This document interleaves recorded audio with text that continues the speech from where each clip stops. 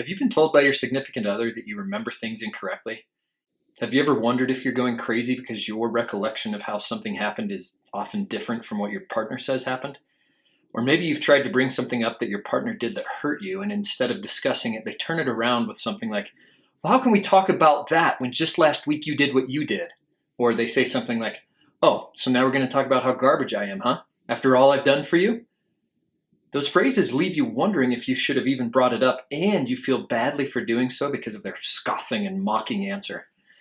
If you've experienced anything like these, you may have been experiencing something that we call gaslighting. Gaslighting is where a person twists the truth or changes a story to benefit themselves, and they do it in such a convincing way that you start to question your version of reality. You start to wonder if you're the one who had it wrong. Usually it happens with what I call the 3 Ds of abuse: deny, deflect, and deceive. An example of deny: your partner may use phrases like, I never said that, even though you know that they said it. Maybe you even have proof that they said it.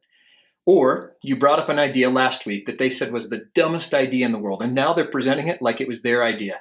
And you're incredulous. You're trying to set them straight. And they respond, no, you're remembering the conversation wrong. It was my idea. Stop trying to take credit. You're baffled how they could really believe it was their idea, but they're so adamant about it that you actually start to question your memory of it. At the very least, you're perplexed by that situation that truly makes no sense. Even worse is when they use a phrase like, no, you misunderstood, when you were very clear on what happened. But you start to wonder if maybe you did misunderstand because you know you're not perfect and misunderstandings do happen. My friend's husband emptied the checking account one day and put all the money in a new account in his name only. When his wife asked him about it, he replied, oh, it's a misunderstanding. Huh? How can that be a misunderstanding? But again, they're so convincing in their delivery, and it's such a wild explanation that no sane person would ever use, that you start to wonder if really it was a misunderstanding. Let's talk about that second D, deflection. So gaslighting also occurs when you're trying to ask for clarification on what should be a minor thing. And instead of answering, your partner just absolutely blows up at you, and then they deflect, or they accuse you of doing something rather than answering the question. Again, leaves you feeling badly for even bringing it up. Deflecting happens not just with minor things, but important things too that they don't want to talk about. One day, Maggie, she opened up a bill addressed to her husband that came to the house because she'd been paying the bills for years. It turned out to be a bill for an STD test. When she mentioned in a calm way that she'd like to talk about that bill, her husband quickly shut down the conversation, refused to talk about it. She later tried to bring it up again, also in a calm way, and instead of talking about it, he stonewalled her again, and then he angrily said, you broke the law by opening my mail. Notice what happened there. There was a refusal to discuss a real issue, and then a deflection toward what Maggie had done. Never mind that she had been opening the mail for years without her husband having a problem with it before.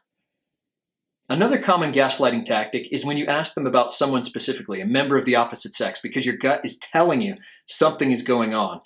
And they respond with something like, don't be so jealous, we're just friends.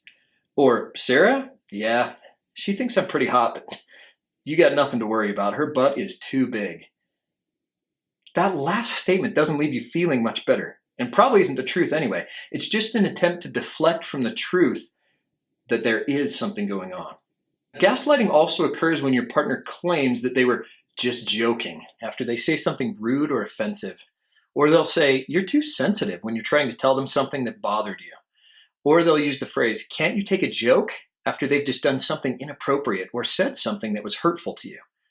You see how each of these phrases takes the focus off of what they've done and instead attempts to make you responsible for their actions.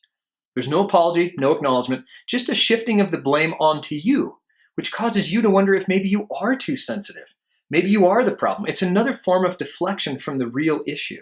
If someone really cares about you, they don't make jokes at your expense and then tell you that you're the problem for getting hurt. Here are some other deflecting phrases that abusers will use when they're gaslighting. You're so paranoid. And they'll say that when you're trying to discuss something that doesn't feel right to you. You know something's up, but they'll tell you you're paranoid. They'll also say things like, I doubt I said it like that. And that's after you've just recounted to them exactly how they said something. Or they'll use the phrase, I wouldn't have done that, when in fact they did. How about the phrase, I'm not that type of a person? And they'll use that phrase after you mention something that they did that was hurtful. Notice they paint themselves as this saint who couldn't possibly have done something like what you've described. You know that you were hurt by what they did, but they're so convinced that they're not that type of a person, it causes you to question what's real. Gaslighting is so confusing and it's so hard to describe. You don't even know what your experience is. It's so hard to describe to yourself, let alone to others. And that's what makes it so hard to get the help that you need. You don't even know where to look. Gaslighting is especially dangerous when the abuser tells you how you thought or felt about something in opposition to the real version. Did you catch that? They tell you how you thought or felt about something. They may say something like, oh, you liked it when that guy at the store was staring at you. And when you respond that you didn't even notice that guy or didn't like it, the abuser responds, yeah, right, don't lie to me. You wanted him and I could tell.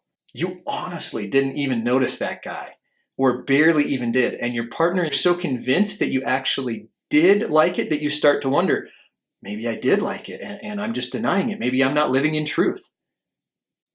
Then there's the third D of abuse, deceiving, outright lying. No, those pictures were sent from a hacked account. I wouldn't do that. Or it's 11:30 p.m. His phone is ringing or it's blowing up with texts and you ask, who's that? He responds, Tom. He wants to plan our camping trip. Really? His buddy Tom called at 11:30 at night to talk about a camping trip? But again, the answer is so quick. And he and Tom are going camping in 3 weeks and you want to believe him.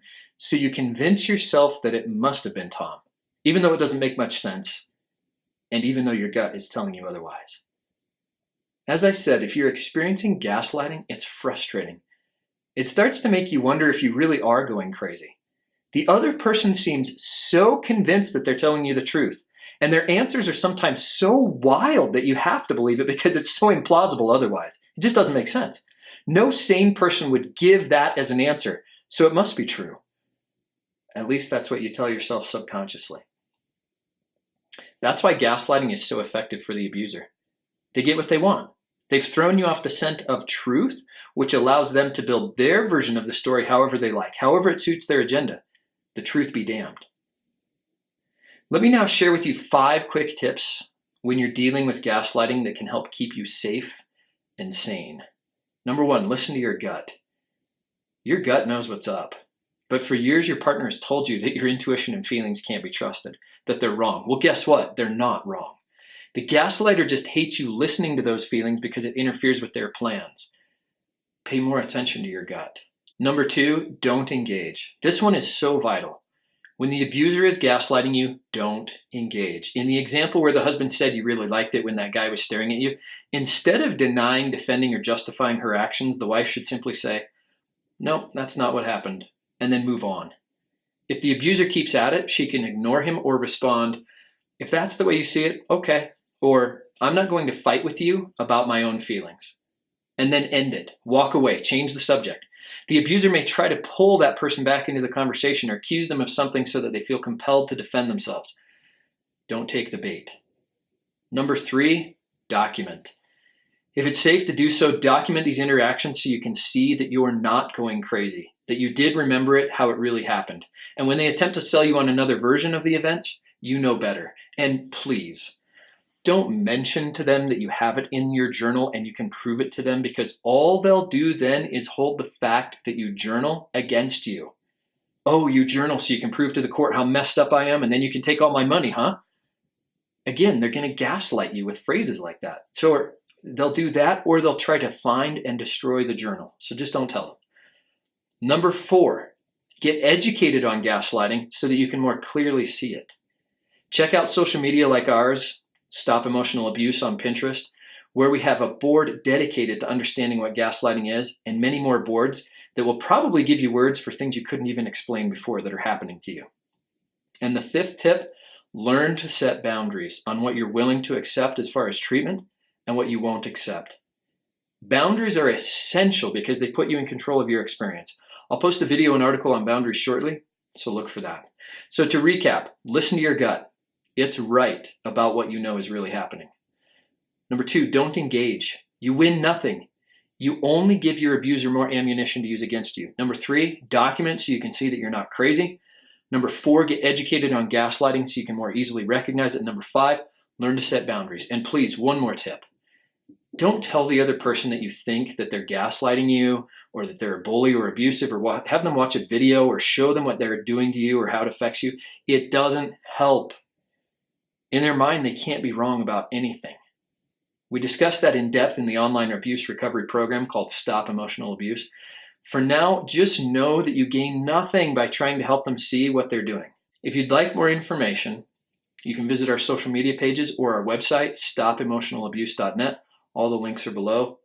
Take good care of yourself.